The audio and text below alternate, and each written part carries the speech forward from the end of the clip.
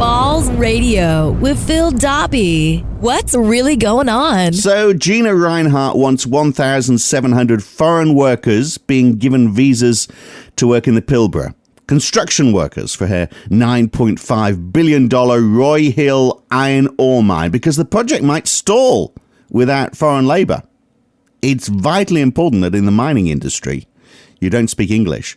Although, that's an assumption. Who's to say where they come from? I mean, they will be coming here, we're told, of their own free wishes. So that puts paid to rest the idea that she wants foreign workers who will be the firstborn of each family who are plucked at puberty from remote Burmese hill tribes. But no, these people are coming here and making a choice to come here. Probably from Asia, or maybe Greek. I mean, they built the Snowy Mountains scheme. They're used to digging holes in the ground, as well as in the world's economy. They've got past form. And we need foreign workers because we can't get enough people to do it locally quickly enough. I mean, clearly, when she was planning this huge iron ore mine, the biggest ever in the history of the world, she forgot about people. And so now we need them really fast. And the trains across the Nullarbor, too slow. And then, when you get to Perth, you've probably got to hire a car to get up to the Pilbara. It's just going to take too long. So quicker to get them from Asia. Plus, of course, anyone on the East Coast. I mean, do we really want to work there? Do they have places serving a decent latte or double espresso in the Pilbara? Will we get our hands dirty? These are things we don't want to do generally because basically Australians so far, we haven't realised that soon the only jobs left will be in mining. Soon we'll all be working for Gina Rinehart, whether you're digging holes in Western Australia or writing articles for the Sydney Morning Herald. We'll all be working for Gina Rinehart. So, you've got to be careful what you say against her because she's the boss. So, personally, I think she should be allowed to bring in 1,700 foreign workers. But perhaps they should make their own way here by boat, the preferred choice for arriving off the northwest coast of Australia. 1,700 foreign workers arriving by boat off the Pilbara. I mean, that's probably going to take a few weeks till they're all here. And will she be chaining them together, I wonder?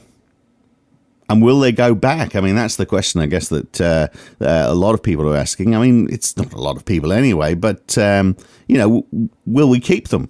There's always more holes in the ground to be dug.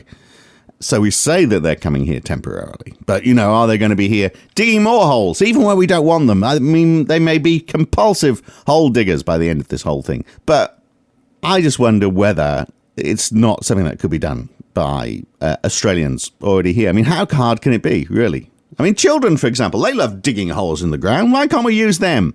100,000 of them, perhaps, with buckets and spades. And we just pay them with ice cream. Good, cheap solution for Gina. She'd like that. Unless, of course, we find that foreign children can dig faster. And maybe that's what she's after.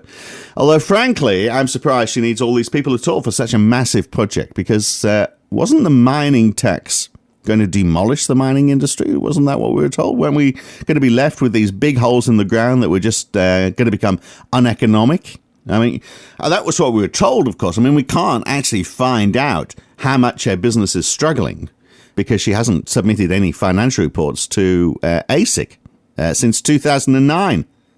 It's hard work, isn't it? It's cumbersome doing all that paperwork when there's so much digging to be done. I mean, she'd rather be out there in the sunshine, digging a big hole than she would sitting inside, doing fiddly little reports for ASIC. I mean, she did apply to ASIC. Rather than doing it, she actually asked ASIC if her company records could be kept secret. Shh, no one must know.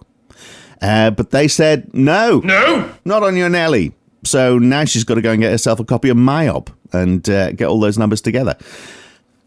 Perhaps she could employ, in fact, maybe this is it. Maybe it's 1,700 foreign accountants she's getting in to do it for her. So much cheaper. And those foreign accountants, of course, obviously less fussy about the coffee they drink.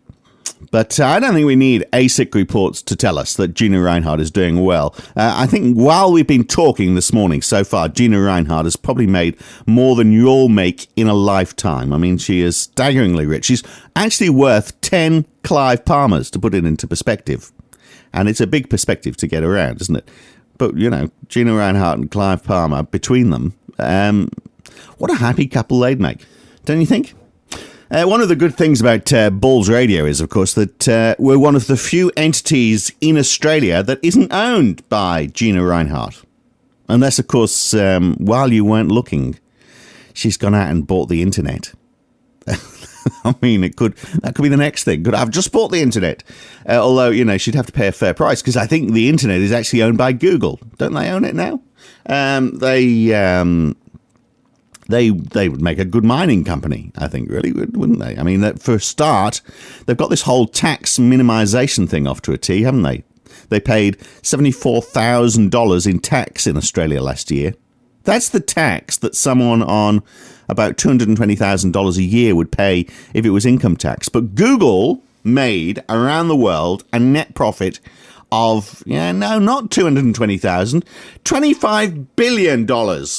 And their tax around the world was just 10% of that. And in Australia, $74,000. Hello? That's obviously because they've got very smart accountants who can argue that they shouldn't pay full tax because most of their revenue is derived from Ireland, from leprechauns living under toadstools.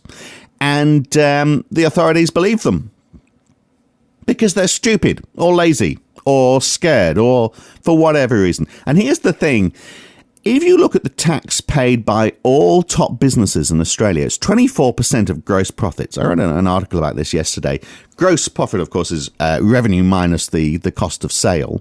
That's why it's called gross profit as opposed to vulgar profit. I mean, it sounds gross profit, vulgar profit. Sounds like the same thing. But, they are vulgar amounts of money we're talking about here. And there's nothing wrong with, making a vulgar amount of money so long as you pay tax and share it around. Now, a one-person business pays 41% of their gross profit in company tax, which is actually higher than the company tax rate. I'm not sure how that happens. Perhaps because they've got bad accountants. But 41% paid by one-person businesses, micro businesses in Australia, according to ASIC records, and 24% for the very big businesses. So they have very good accountants. If good accountants is not an oxymoron. By the way, did you hear the news last week that Google has bought Motorola? That was a big surprise to me. I mean, first of all, that Motorola was still going. And secondly, that Google would want them. $12.5 billion they paid for it. They'll no doubt write that off as a tax loss. Mind you, if you're looking for something to write off as a tax loss, buy Facebook shares. They've gone down and down, haven't they? I wonder why that is. Perhaps it's because they forgot to have a business model. Everyone looking into the business? Oh, we missed that bit. I just assumed it was in there, but I didn't read the page in the prospectus. Investors can be so picky, can't they? Marking the whole thing down just because of that little oversight. But Facebook now, they've fixed that because they've now got a plan. They might be launching their own smartphone next year. Sources say, in fact, not next year. It could be launched as early as the third quarter of this year. Possibly the last eighth. But presumably in time for that jolly chap with the red coat who can supply us all with our new Facebook smartphones. That jolly chap with the red coat. I'm not talking about Clive Palmer, of course. Although who knows, maybe he is.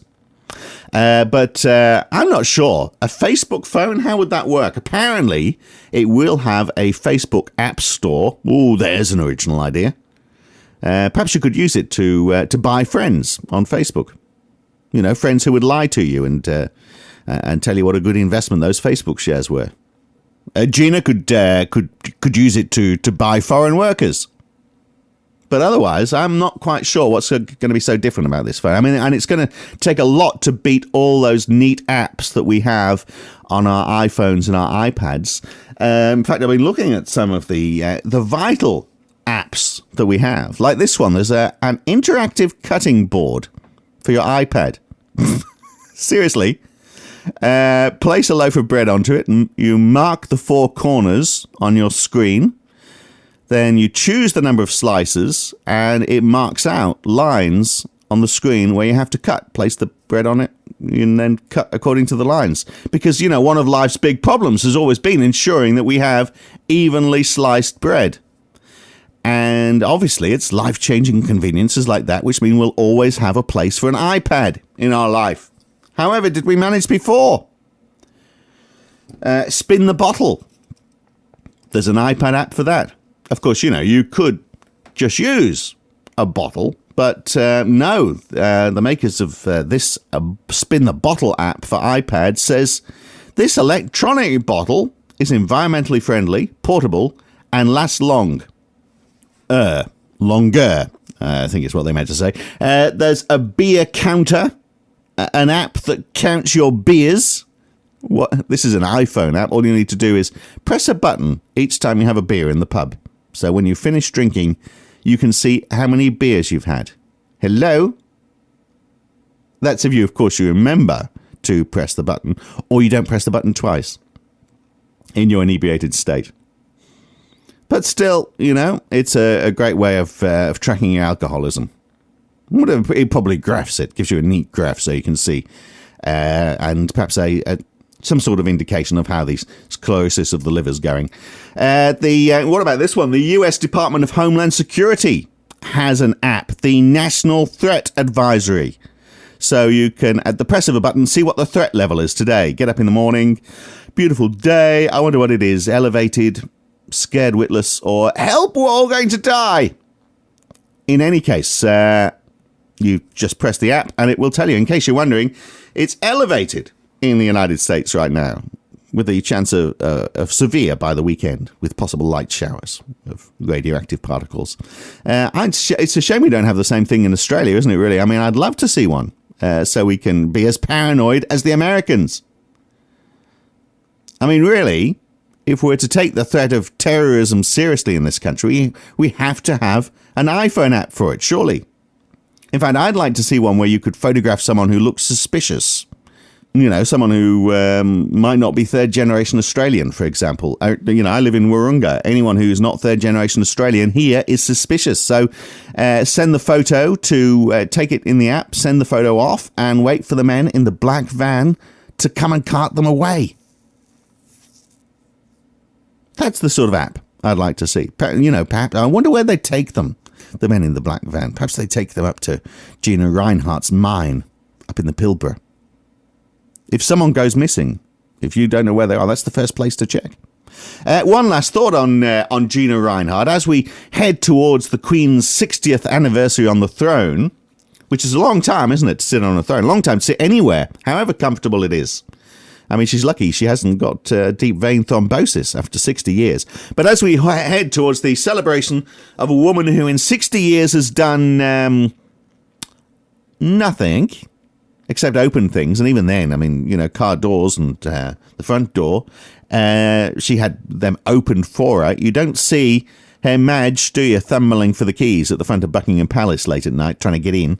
But as we head towards her 60th anniversary this coming weekend, as Britain celebrates with street parties, here in Australia we'll do nothing.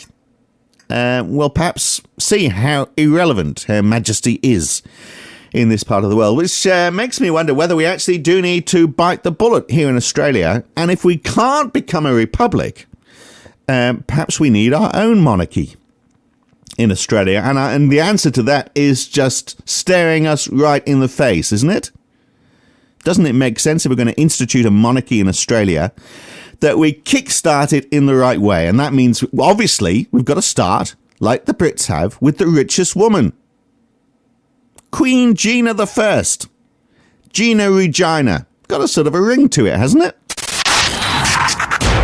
Balls Radio with Phil Dobby. I like the idea. 29th of May 2012, that's Balls Radio. It's very early in the morning here. I'll see you again soon for another one. Goodbye.